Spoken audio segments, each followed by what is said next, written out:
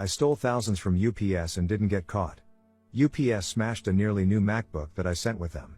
I asked them nicely to pay me back for it and they asked about, blaming me, blaming my packaging, saying it was impossible they damaged it etc. I was able to prove my packaging was flawless and get a statement from the Apple shop that I took it to say it was damage caused by being dropped/thrown. I could also prove it worked when I sent it. They weren't interested and messed me about for weeks, sending me from pillar to post, even threatening to make me pay interest on customs charges which I wasn't liable for as the laptop was smashed on arrival and thus worthless at import. I took it to small claims. They hired a lawyer who sent me letters saying they contested it and would go for full fees etc. if I lost.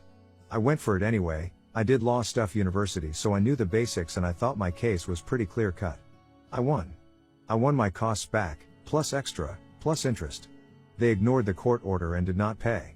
Now, this laptop was originally being sent to my beloved mother-in-law.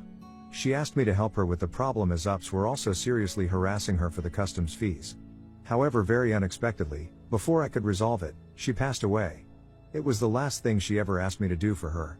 I love that woman more than pretty much any human on this planet. She was my mother, my best friend, and my mentor. Taking down UPS was now my personal vendetta. I researched my options. I could have taken the usual, more conservative, legal routes to reclaim my money. But no. EFF them. I don't care about the money anymore. I want revenge, I want drama, I want karmic justice. I went to the High Court. I got a writ of control. I, of course, added on more fees and more interest.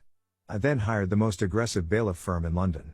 I trusted that the shitty processes and attitude of UPS to mean they would ignore the letters and actually get a visit. They did. The bailiffs rock up at UPS headquarters and explain the situation. UPS refused to pay so the bailiffs start listing goods.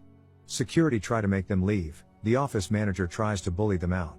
Obviously no shits are given by the bailiffs and they crack on with their jobs.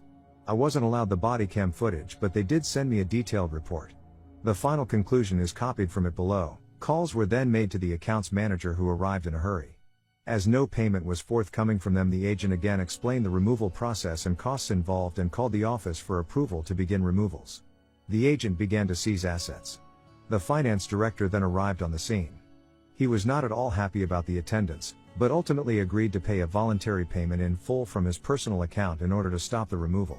I know it's a drop in the ocean to UPS, but I got more than double what I originally asked for to replace the laptop. They would have had to pay even more on top in fees to the bailiffs. I reckon it cost them at least 3x more than the original claim in the end. But mostly I just enjoy the mental image of the flustered finance director and his impotent rage, having to pay his own money to stop the heavies taking desktop computers and fancy pot plants and things out of their swanky head office lobby.